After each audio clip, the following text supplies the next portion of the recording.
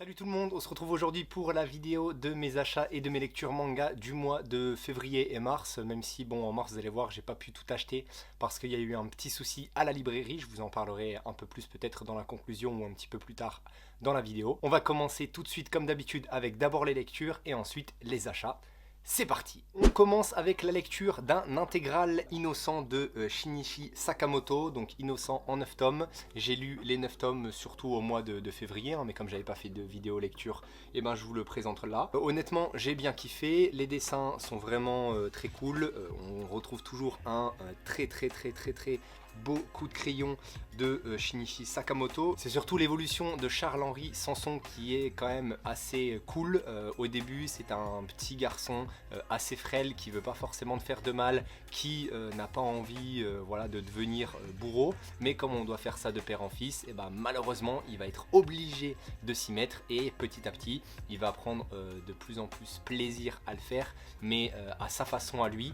Il trouve un peu des petites techniques pour essayer de faire le moins de mal possible à la personne qu'il tue, et donc je trouve ça vraiment très intéressant, sa façon de voir les choses, voilà, de toujours essayer justement d'être innocent malgré le fait qu'il tue des personnes, donc d'où le titre innocent. Et on a sa sœur qui arrive de plus en plus, qui prend aussi de plus en plus d'ampleur dans l'histoire, qui confronte un peu son frère. On va en savoir plus sur son parcours dans Innocent Rouge, puisque Innocent c'est pas vraiment terminé. Alors c'est 9 tomes, très cool, avec une très bonne histoire, centrée comme je vous l'ai dit principalement sur Charles-Henri Sanson, mais Innocent Rouge c'est un peu la suite, donc il me les faut.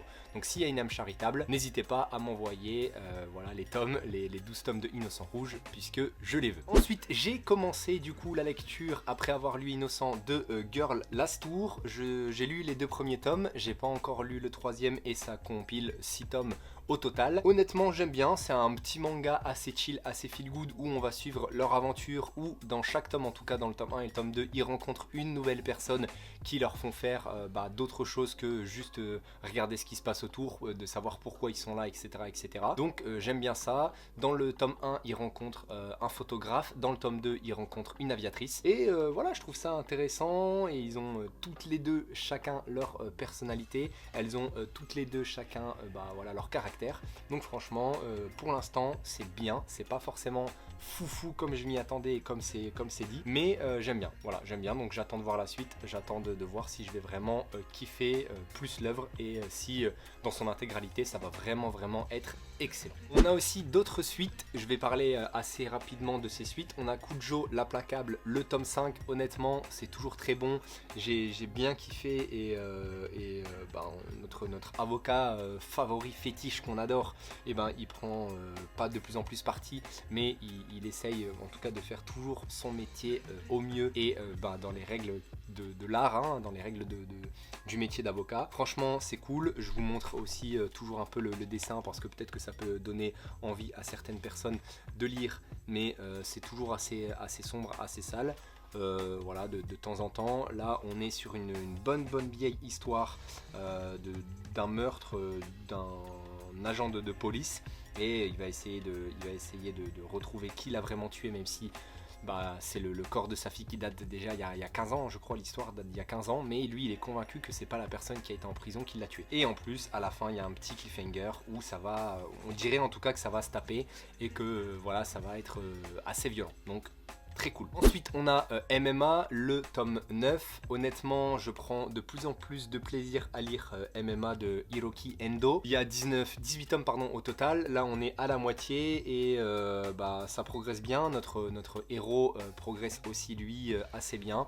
Les combats sont très cool, très plaisants à regarder, et on arrive vraiment petit à petit et de plus en plus je trouve à deviner les mouvements de telle ou telle personne, et vraiment j'aime bien, parce que d'un côté c'est pas forcément surcheaté, c'est à dire que notre héros habituellement à un moment il y a toujours des choses qui se passent, il y a toujours des trucs qui font qu'il va réussir, ou des mecs qui viennent l'aider. Là lui il est seul en 1v1 face à un mec, et il va trouver les solutions tout seul par rapport au combat qu'il a eu auparavant, ou par rapport à ce qu'il a vu, etc. Et c'est quelque chose qui est plausible, c'est quelque chose que, enfin voilà, qui peut être vrai dans la vie, et c'est ça que j'aime bien. Et comme je m'intéresse de plus en plus à la MMA, enfin au MMA, et ben je kiffe le manga et franchement j'ai hâte de voir jusqu'où ça peut aller, même si ça reste voilà, classé shonen, donc c'est pas non plus très violent, mais je kiffe, franchement je kiffe, et au début j'avais un peu de mal, mais là le tome 9 il m'a bien convaincu et me convainc, si je peux dire ça comme ça, de plus en plus. Donc lisez MMA. La suite aussi de Land, donc le tome 2, honnêtement le tome 1, je vous l'avais dit, j'avais pas trop aimé, je trouvais ça, enfin pas foufou, parce que l'histoire elle était un peu floue, parce que je comprenais pas vraiment pourquoi tel personnage était là et qu'est-ce qu'il faisait là. Là, on en apprend un peu plus, l'histoire se met mieux en place, plus en place, et honnêtement, Land, bah voilà, le tome 2, j'ai bien aimé. Franchement, le tome 2 de Land, j'ai bien kiffé. Derrière, j'ai eu envie de lire le tome 3. Et en plus, ce qui est particulier, c'est que à la fin du tome 1, on a un petit cliffhanger, mais ça ne reprend pas du tout... Enfin ça, c'est pas la suite de ce qu'on peut voir à la fin du tome 1. Donc pareil, on a encore des questions un peu en suspens, on veut en savoir plus, mais là on est concentré sur bah voilà, ce village et sur tous les personnages qu'on a pu voir dans le tome 1 avec bah, des informations en plus, etc. etc. Donc forcément c'est plus intéressant. Donc Land, le tome 2, et ben c'était un bon tome, je dirais un 15 sur 20, là où le tome 1 de Land était un 13 sur 20. Voilà, si je peux donner des notes, et si ça peut plus vous aiguiller. Ce mois-ci, j'ai commencé aussi deux nouveautés, donc on a River End Café et on a donc Tokyo Cannabis.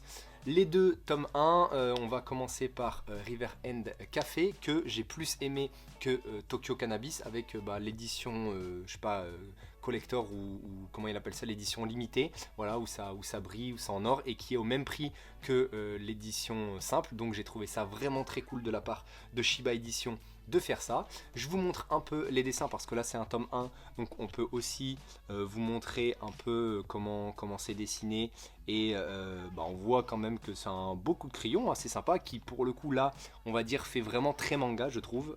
C'est un peu bizarre de dire ça, mais voilà, avec des personnages, surtout elle, un petit peu bizarres, des histoires un petit peu loufoques. J'aime trop, je sais pas pourquoi, j'ai trop aimé. C'est pour l'instant en tout cas dans le tome 1 un petit manga un peu feel good, mais la fin du tome 2 nous emmène vers quelque chose d'un peu plus paranormal, d'un peu plus surnaturel, on va dire ça, et donc j'ai trop hâte de lire le tome 2. C'est en 9 tomes si je dis pas de bêtises, donc j'ai hâte que ça sorte assez rapidement pour lire en tout cas la suite de ce très bon tome 1, où là moi je donne la note de 16-17, donc on va dire 16,5 sur 20 pour River End Café. Honnêtement c'est une petite maison d'édition, vous pouvez y aller, et en plus le mec que je suis sur Twitter qui suit toutes les sorties manga du Japon, il a dit que nous on avait de la chance de voir River End Café en France, que c'était un excellent manga, et lui je le crois tout le temps, puisqu'il m'a fait découvrir aussi Le Cri du Kujima. Je pense que vous pouvez y aller.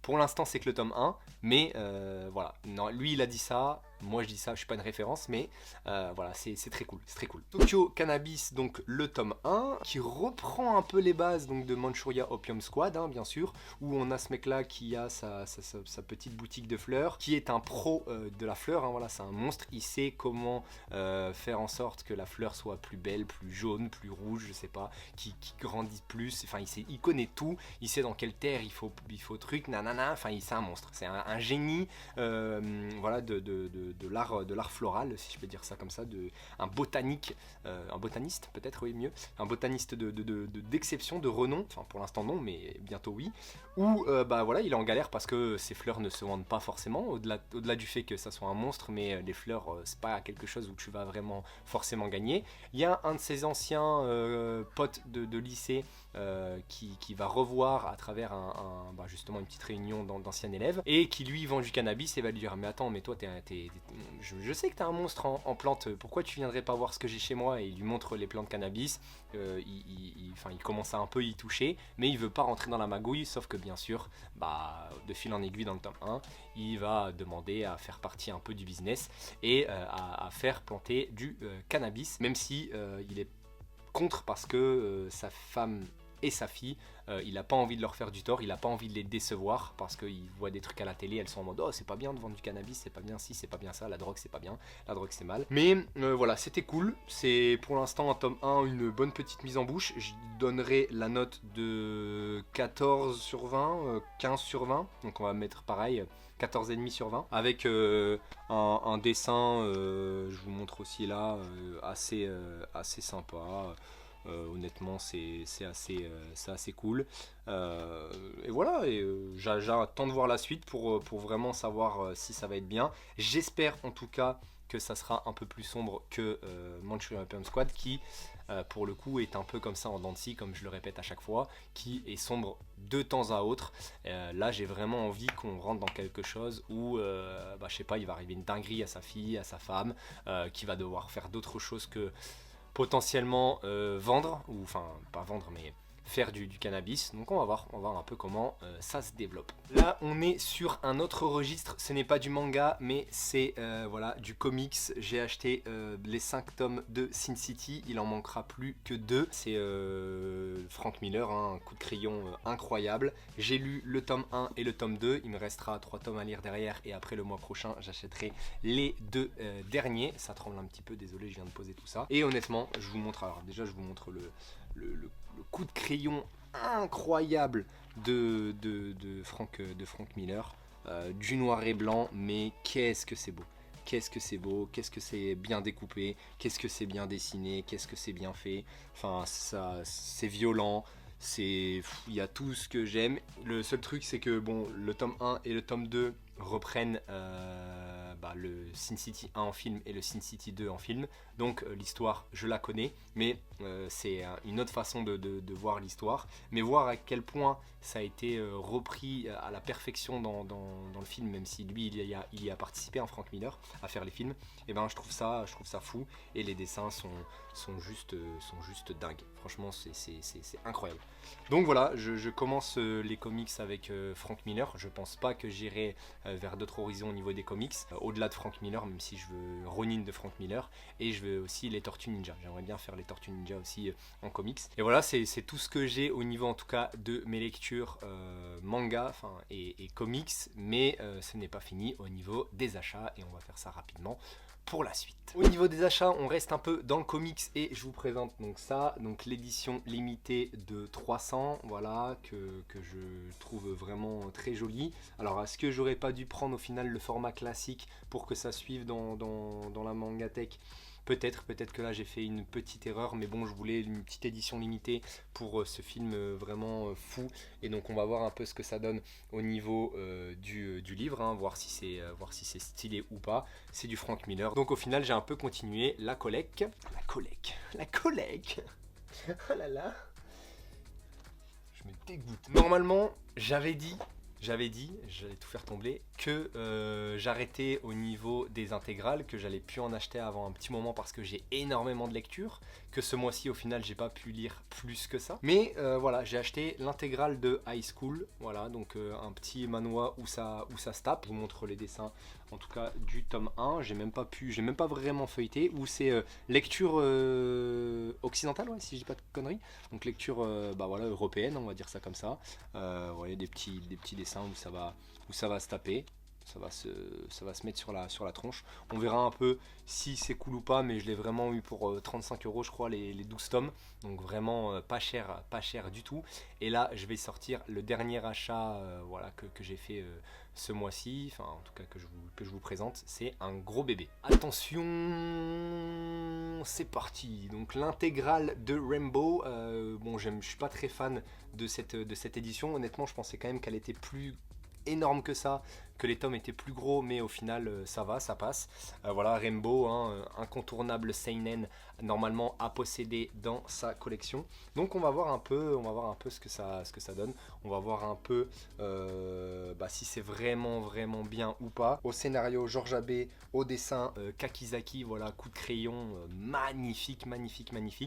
Donc voilà, on va voir un peu ça, on va voir si c'est cool ou pas, on va voir si c'est voilà, si ça fait chialer comme apparemment ça fait chialer. Donc j'ai hâte de lire ça. Bien sûr, comme d'habitude, vu que tout le monde m'a dit que c'était trop bien, et ben moi je vais trouver ça nul.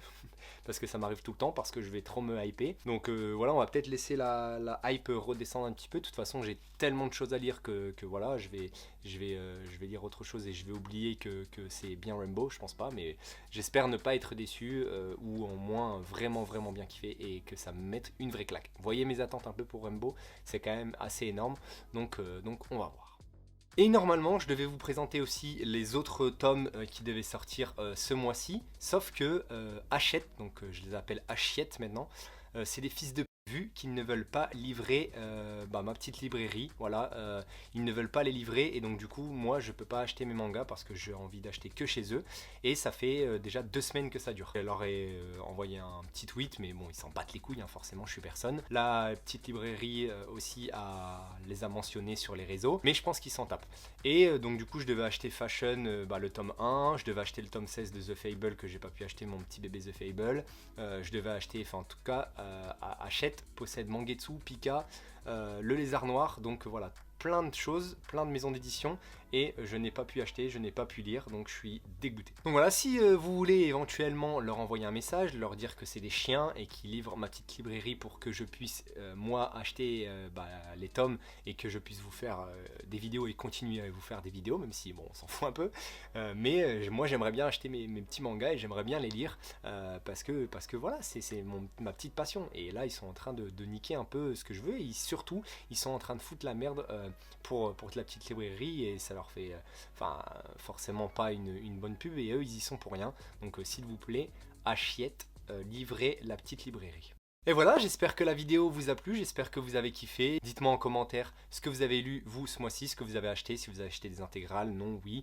Et si vous avez fait de belles découvertes aussi, puisque comme je vous l'ai dit, là on en a pu avoir 2 belles. Surtout une avec River End Café. Donc voilà, n'hésitez pas à me dire si vous avez eu la chance de lire Fashion, si vous avez eu la chance de lire Sous Bouteille aussi, bien sûr, que je voulais acheter chez Mangetsu, que je ne peux pas acheter, que je peux pas vous présenter là mais j'aurais trop voulu le lire et vous le présenter, mais voilà, dites-moi tout ça en commentaire, j'ai hâte de vous lire comme d'habitude et de partager avec vous la passion du manga. Je vous dis à bientôt,